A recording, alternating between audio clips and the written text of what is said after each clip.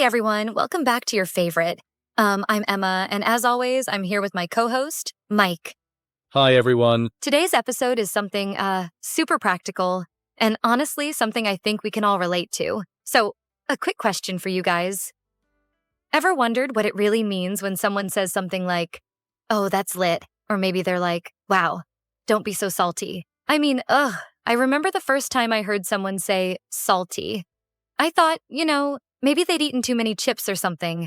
Oh, yeah, I remember that. You were so confused, and it's funny because if you don't know these terms, you can end up feeling, kinda lost, right? Like you're missing some secret code. Exactly. So today we're here to make that secret code a bit more accessible. We're diving into slang, what it means, how to use it, and why it's actually super helpful if you want to sound, well, natural when you're just hanging out with friends. Yeah, so whether you're talking to friends or just trying to understand what's going on in social media or movies, we'll break down some of these phrases and hopefully make you feel a bit more, in the loop. Ready to get started? So get comfy, and let's embark on this journey with you. Before we go deeper, let's first look at our key terms for today. Key phrases. So let's start by talking about what informal English really is. Informal English. Mike, what is informal English? Informal English is basically the way we speak in casual settings, like when you're talking with friends or family. It's relaxed, doesn't worry about strict grammar rules, and honestly, it's how people actually talk most of the time. Exactly, Mike. Informal English is like how we actually talk day to day, right? It's relaxed. And we don't worry about perfect grammar. It just feels more real. And honestly, it's how you connect better in casual conversations. Using informal English makes things feel, more comfortable and friendly, you know? Exactly. And then there's slang.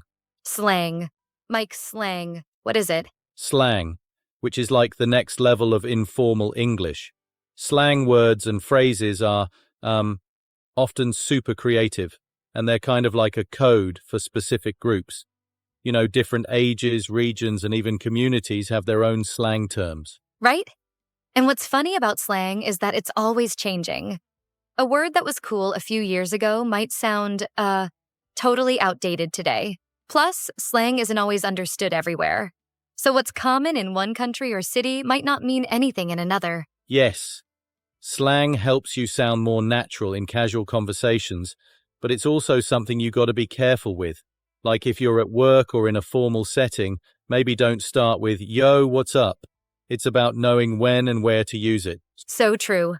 All right, now that we know what slang is and why it's so popular, let's jump into some popular slang words and phrases and see how they work in real life.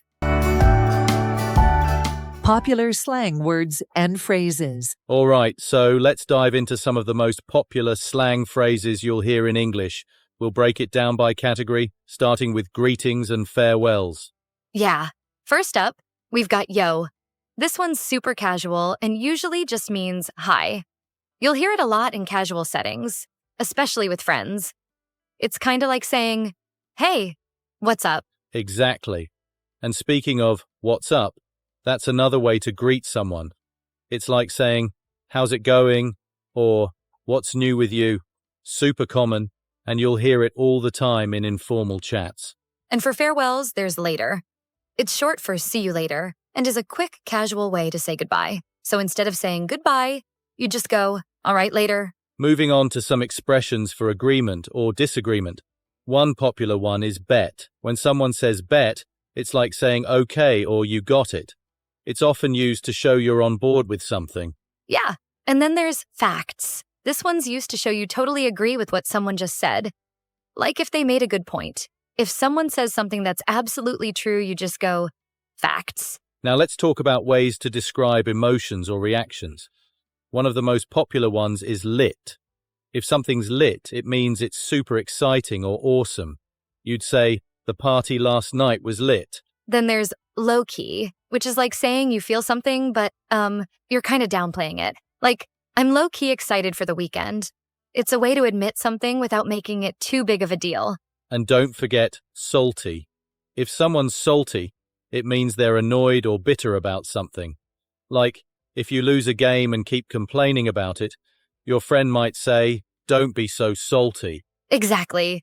These words might sound random, but once you get used to them, they become pretty natural to use in conversations. All right, we have an audio dialogue lined up for you. We are going to listen to it, and we want you to comment what you think. Let's listen.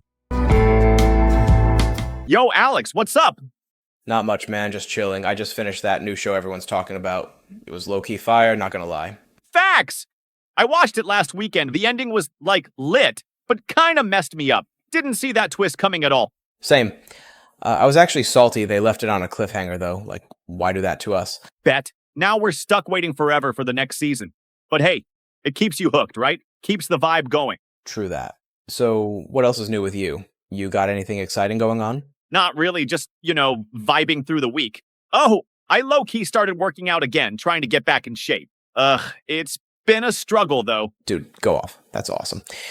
Working out is hard to keep up with. I tried to go back to the gym last month, and let's just say it didn't last long. Facts! It's tough. You do it once, and suddenly you're low-key dreading the next day. But hey, one day at a time, right? For real. So, you hitting up the party on Friday? Oh, bet. I'll be there. Heard it's gonna be lit, and I don't want to miss out on that. You coming? Oh, for sure. Trying to keep my Friday low-key free, just for that. Gotta make the most of it. All right, sounds like a plan. Let's make it a night to remember. So, Mike, what did you think of that conversation between Alex and Patrick? I think it showed how naturally slang can flow in a casual chat. Definitely. They were really just, talking like friends, and the slang fit in without feeling forced. I loved how they used yo and what's up right at the start. Super casual and relatable. Totally.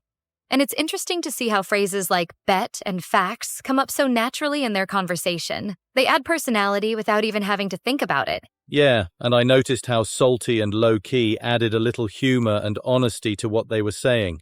It's like slang just makes the whole chat feel more, real and less scripted. Exactly. I think that's what makes slang so powerful. It helps you connect with people, and even a simple word like lit can show excitement without overdoing it. Right. And if you listen closely, you can tell Alex and Patrick aren't using slang in every sentence. They mix it in naturally, so it feels balanced. Yeah, it's a good reminder that, when learning slang, you don't have to overdo it. Just finding a few phrases that fit your style can make conversations feel, a bit more authentic. So true. I hope our listeners feel inspired to try some of these phrases out, like Alex and Patrick. It's all about finding what works for you. Exactly. Slang isn't one size fits all. It's just about feeling more comfortable and connected in casual conversations. Where to use and where not to use slang. So let's talk about when slang is actually cool to use and when you might want to keep it on the down low. Like slang is great for casual settings, when you're with friends, family, or just relaxing. It helps you sound, more natural. Totally. But, using slang in formal places like work or, say, a business meeting? Probably not the best idea. Imagine saying, yo, what's up, to your boss. It'd be a little awkward, right? Facts. You don't want to come off as too casual when you're supposed to be professional. Like, if you're in a job interview, it's better to use more formal English. Save the yo and bet for after work. And another thing to keep in mind is, the cultural or regional differences. Slang changes depending on where you are. Like, something that's common in the US might not mean anything in the UK. Exactly. Like, in the US, saying something is lit means it's exciting, but in some places, they might not get what you mean at all. It's always smart to, check what slang works where you are so people don't end up confused. Right. Slang can be super fun to use, but, it's all about context. Knowing when to switch between casual and formal language makes a big difference. Yep. So think of slang like a tool.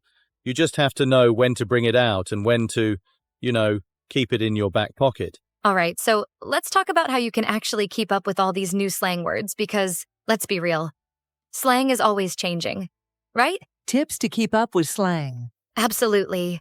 And one of the best ways to stay updated is by, just diving into social media. Platforms like TikTok, Instagram, and Twitter are full of the latest slang, and you'll see how people actually use these words in real life. Facts. And not just social media, TV shows, movies, and music are also great sources. Like when you're watching a show, pay attention to how characters talk.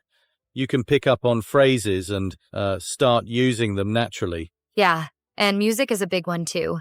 Artists are always inventing or popularizing new slang in their songs. Just listening to popular music can really help you catch on to new phrases. Another tip is to practice using the words a bit. It can feel awkward at first, but try slipping a new phrase into your conversations, even if it's just with friends.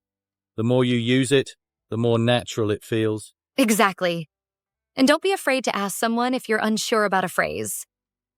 Sometimes slang has hidden meanings, and it's good to check if you're using it right. Yep.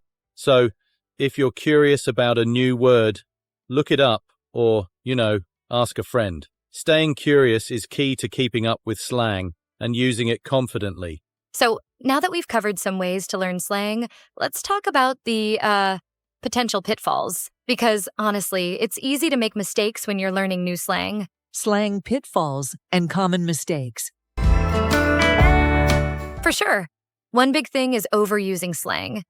If every other word you say is slang, it can actually sound kind of, forced. People might even think you're trying too hard. Facts. It's about balance. Slang is supposed to make you sound natural, but if you overdo it, it can actually make you sound like a bit awkward. Use it where it feels right, but don't feel like you need to use it in every sentence. And then there's, using slang in the wrong setting. Like we talked about before, slang is usually for casual situations. You don't want to show up at a work meeting or a formal event and start saying things like, "This presentation was lit." Yeah, that'd be a little out of place. And then there's regional differences. Some slang is common in the US but might not make sense in the UK or Australia. Like lit might be popular in the US, but it's not as common in some other places. Yep.